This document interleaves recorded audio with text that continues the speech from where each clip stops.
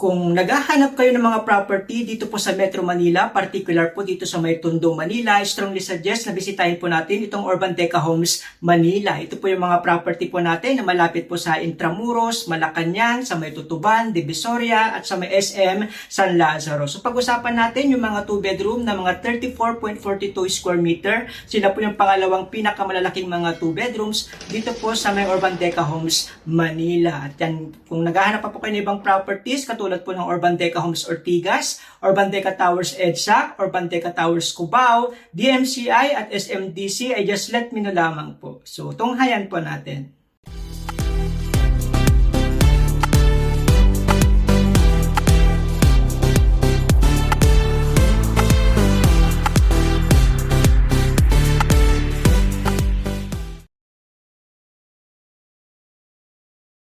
Ayan, so welcome mga property investors. Welcome po sa panibagong video na gagawin natin dito po sa Urban Deca Homes Manila. Yan, pag-usapan natin yung mga 34.42 square meter. Mamaya gagawa po tayo ng mga sample computations po. Sila yung pangalawang pinakamalaking 2 bedroom dito po sa Urban Deca Homes Manila. So nakarang video gumawa na po tayo ng 32.17 square meter. Kung ilalagay ko na lang din po siya sa may description box below. Kung naghahanap kayo ng mga 2 bedroom na mga outer corner units po, no, at may mga regular units din tayo, mga nasa corner units, ito po yung 32.17 square meters. So, panoorin po nyo yan. May mga computations din po diyan. So, dito naman po, gumawa na rin po tayo ng mga iba pang mga videos. So, kung naghahanap po kayo ng mga smaller sizes, katulad po ng studio po natin na mga 22.95 square meter, yan.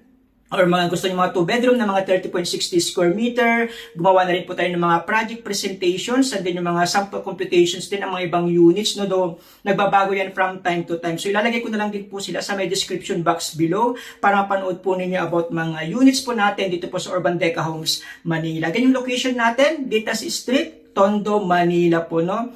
So ito po yung ating locations. Yan po yung Vitas Street po, no, malapit lang din po tayo sa may Tayuman, LRT Tayuman, yan kung malapit din po tayo sa may Tutuban, sa may Divisoria Mall, at sa may SM San Lazaro. So gumawa natin ng mga videos about presentation po natin. No? Pwede nyo po yan panoorin po about Urban Deca Homes Manila. Okay po? Yan. So, ito lang po yung isa sa mga property natin na meron po tayong swimming pool na pwede natin pong ma-enjoy. Sa ibang mga property ng Urban Deca Homes ay wala pong mga swimming pool. So, meron tayong pwedeng ma-enjoy po ng mga swimming pools natin. Meron din tayong clubhouse at basketball court. At syempre, meron natin tayong existing na Deca Mall. Yan, may mga fast food chain po yan, SM Supermarket po. So, magkakaroon po tayo ng open house ngayong darating po na Sabado. So, see you po ngayong darating na Sabado po dito sa Urban Deca Homes Manila.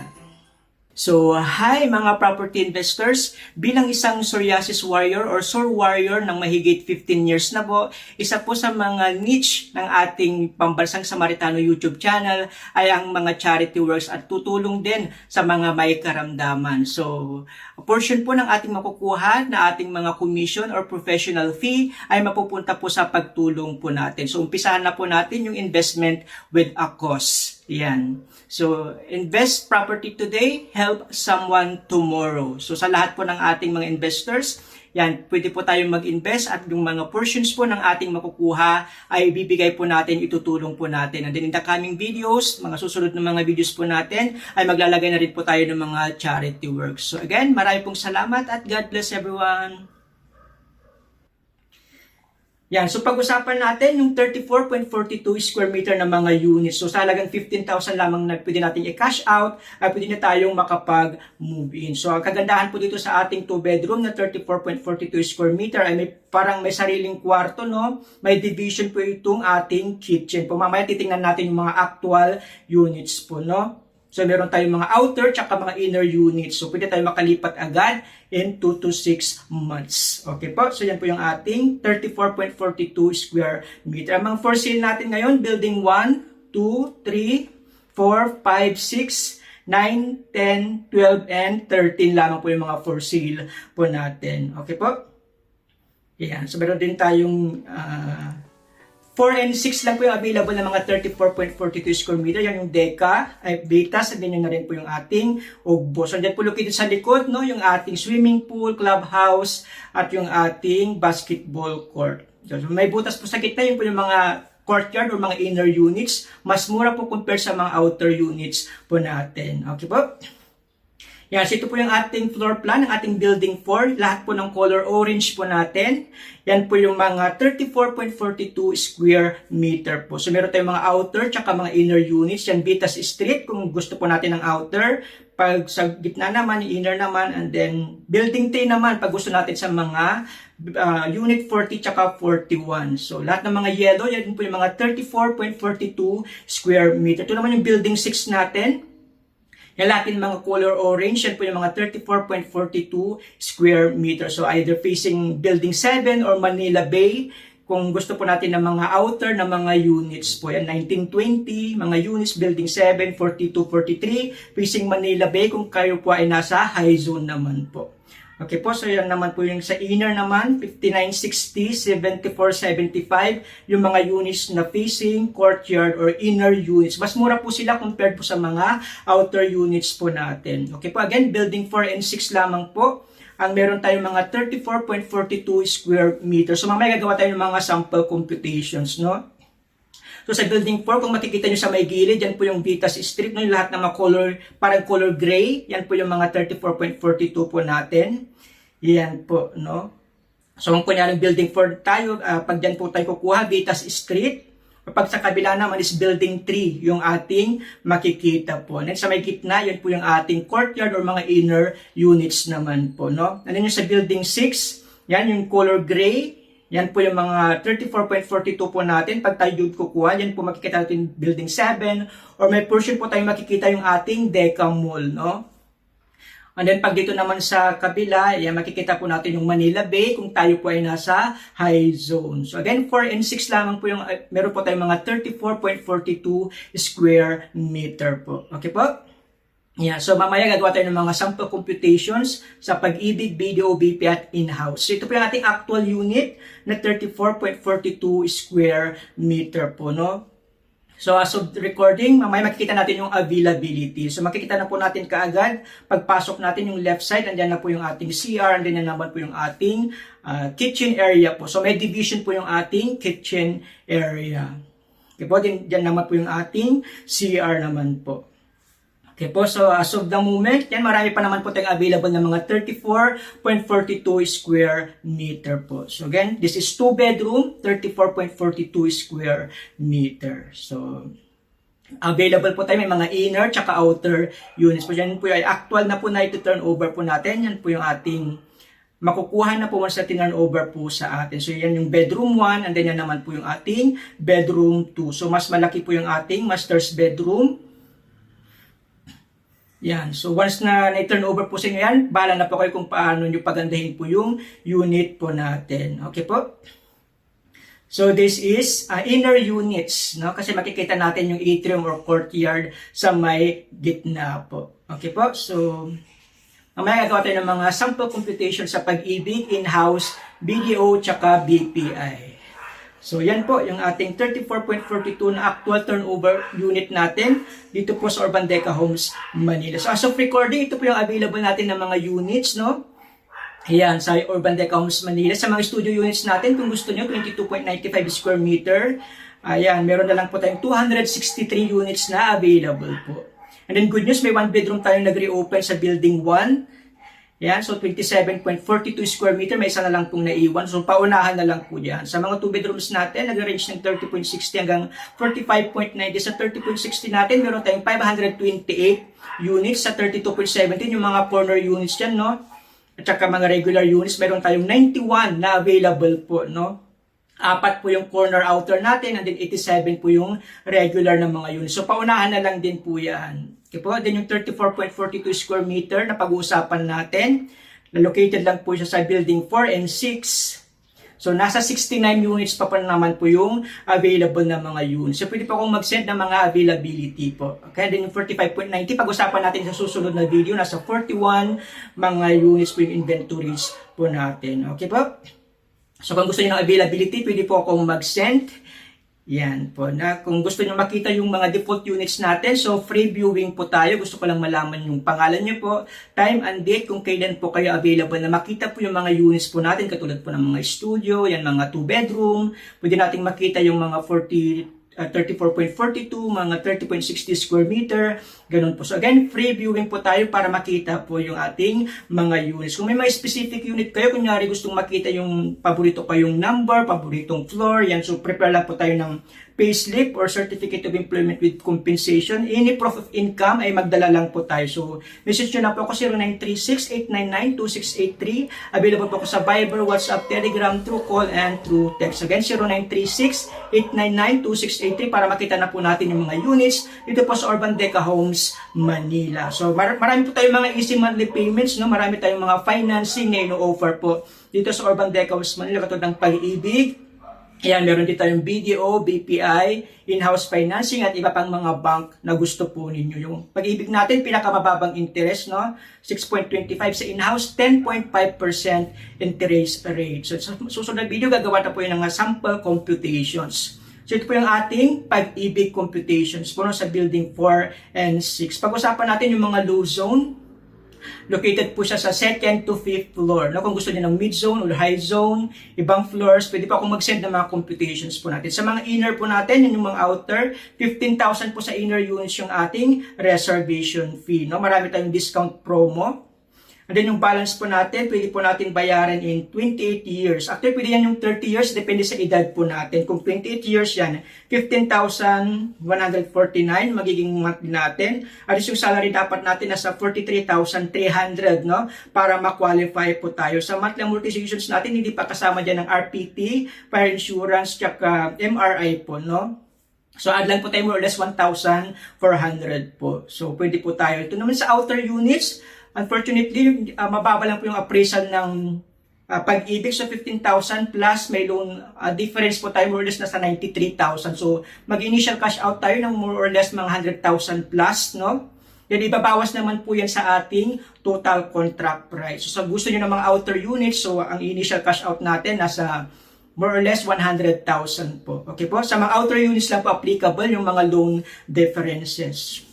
So kung may napili na po yung mga units, pwede po nating gumawa ng mga actual na mga computations po. So yun lang po pinagkaiba ng inner tsaka outer units sa Pag-ibig po. No? Then bababa naman na po yung ating magiging gross monthly income. So 30 years pwede pa rin naman po. Okay po? So yan, malaki din yung ating discount promo sa mga outer units na sa 158,000. So ito yung ating Pag-ibig financing requirements. So kung gusto niyo ng Pag-ibig, ito yung mandatory requirements natin: 2 valid ID, 1 by 1 ID, color picture, birth certificate, marriage certificate, verified TIN, yung latest Pag-ibig contributions natin, at least 24 months. Nakukuha po yan through online o sa ating mga branch ng Pag-ibig po. Yung BBS, manggagaling po sa atin. Pag-ibig loyalty card, 1-day process lang din, nakukuha po yan sa Pag-ibig branch. No? Kailangan na rin po yan during reservation po. Then mag-install lang po tayo ng Pag-ibig virtual app. I-update nyo lang po yung email po ninyo at yung contact numbers po natin. Okay po? Kung kayo pa employed, yan, prepare po tayo ng 3 months payslip natin with certified true copy. Unless pag electronic system po, pwede po screenshot, no? Kung saan nyo po nakukuha yung mga salary po natin. And then yung certificate of employment with compensation, kung pwede ipasil, pwede naman po. And then at least 3 to 5 months validity upon reservation po. No? Kung may mga co-borrowers kayo, yan, pwede pa, same requirements po, and then to valid IDs din po nila. Okay po? Kung kayo ay seafarers or sea-based, notarized SPA. Kung kayo naman ay land-based na mga OFW, consularized SPA. Pwede yung attorney, in fact, yung mga representative, to valid IDs din niya with 3 specimen signature po. Again, complete requirements po tayo upon reservation po. Kung kayo naman ay may business, no, aside from sa mga mandatory requirements natin, prepare lang din po kayo ng latest ITR. Yan, certified by the BIR, audited financial statement nyo, mayor's permit, business permit, DTI and barangay clearance, and vicinity map of your business po. No? Kung gusto nyong business kayo tapos Pag-ibig financing yung gusto po natin. Sa mga OFW, no? POA contract, employment contract, must be English translated naman po. Again, notarized SPA with attachment of arrival and departure kung kayo mga seaman, ganun po, no? Kung kayo mga sea-based, and then consularized naman po kung kayo mga OFW na mga land-based po, aside from sa ating mandatory requirements. Okay po? Again, complete requirements po tayo upon reservation po. Ito naman yung ating BDO, sample computations, building 4 and 6. No? So wala tayong loan differences po dito. So 15,000 lamang din, inner and outer. Again, this is second to fifth floor ng mga Luzon, no? 34.42 sa BDO. Sa BDO, 20 years po yung maximum po natin. O kunyaring 20 years, nasa 18,615 yung magiging monthly natin. Sa GMI, at least 50,000 po yung gross monthly income natin, ay pwede na po tayong ma-qualify nung na kumuha po sa mga Luzon, second to fifth floor, no? So again, yung monthly amortizations natin, hindi pa po kasama dyan ng MRI, pag-ibig, MRI, RPT, tsaka fire insurance. Sa mga outer, yan pag 20 years, nasa 23,600 yung monthly natin, plus yung MRI, RPT, tsaka fire insurance. At ang gross monthly income natin, kahit 50,000, ay pwede na po tayong ma-qualify po, no? And dito naman sa BPI, same lang din po, no? Building 4 and 6, 15,000 lamang din po yung ating initial cash out or reservation po. So malaki din po yung ating equity discount. Up to 30 years ay pwede po ang BPI, no? Meron tayong may bahay promo, no, sa may BPI. So ginawa lang dito is 25 years. Kung 25 years, nasa 17,354. And then yung gross monthly income natin, more or less, dapat ang salary natin nasa 43,400 po, no? Kung kunyaring 30 years yan, bababa pa po yung ating monthly amortizations at yung gross monthly income natin. So again, yung monthly amortizations natin, hindi pa kasamang MRI, RPT, tsaka fire insurance. Yan. Sa mga outer naman, at least 55,000 yung salary natin para makakuha tayo ng 25 years no, na outer. Okay po, kung gusto niyo ng bank financing, ito yung requirements po natin. Yan, 2 valid IDs, specifically TIN ID, no, with 3 specimen signature. Proof of income natin, certificate employment with compensation, 3 months payslip, 3 months bank statement, ITR natin na 2316, no? And then, yung 1x1 ID colored pictures, saka birth certificate, marriage certificate po. No, kung kayo naman ay seaman, yan, a recent contract and letter of embarkment, no? And then job contract, POH standard contract, no, kung kayo na may mga OFWs. So yan po yung ating mga requirements, no. Kung may mga co-borrowers kayo, same requirement lamang din po. Again, notarized SPA kung kayo ay mga seaman or sea base. Consularized naman po kung OFW. Then yung attorney in fact nyo, prepare din ng 2 valid IDs with 3 specimen signature po. Yan, pwede po kung mag-send yan, mga requirements, nasa blog site ko na rin, no. Punta nyo lang po yung aking blog site, bet.ly/bestcondo.ph. So again, complete requirements po tayo upon reservation kung gusto niyan BDO, BPI, Security Bank, China Bank, at Land Bank na mga bank financings po natin. So ito naman po yung ating in-house financing, no? Same lang din po yung presyo po natin. 10.5% interest rate, no, ang meron po tayo sa mga sa mga in-house financing. So, ito po yung inner at outer units natin. 15,000 lang din yung ating ika-cash out po. Again, building 4 and 6. 25 years yung maximum po natin sa mga in-house financing. So, dapat salary natin, nasa 56,700. Kung tayo kukuha ng mga inner units, nasa 22,700 yung ating monthly amortizations. Hindi pa kasamang MRI, RPT, tsaka fire insurance, more or less 1,400, ganun po. Sa mga outer units niyan, 28,000. Ang salary dapat natin is nasa 71,900. So medyo malaki lang po yung ating in-house financing, no? Kasi 10.5% at kailangan 3 months, no, para makamove in tayo, kailangan makapagbayad tayo ng 3 months ng monthly amortizations natin bago po tayo makapag-move in, plus yung 1 booklet po, no, 1 set of booklet nating ibibigay po kasi 25 years to pay po yung ating ibibigay. So for the meantime, 1 booklet lang po yung pwede nating isubmit, to follow na lang po yung ibang mga requirements po natin ng mga post-dated checks. Okay po? So yan po yung ating in-house financing. 10.5%, medyo mataas lang po sa in-house financing po natin. So yan po yung Luzon. So again, pinakamababa pa rin po natin is Pag-ibig, nasa 6.25%. 15,000 lamang ang pwede natin i-cash out, no, sa mga inner units, no, except sa mga outer units natin na pwede tayong may mga loan differences, more or less nasa 100,000 plus yung ating initial cash out. So hassle-free, developer po mag-assist, bigyan lang po natin yung mga requirements po natin. Pwede natin ma-enjoy yung low interest rate as well 6.25%, no, and then yung loan term natin up to 30 years. So huwag niyo pong kalimutan i-click ang subscribe at ang notification bell para updated po kayo palagi sa lahat ng mga upload ko po dito sa Urban Deca Homes, Manila.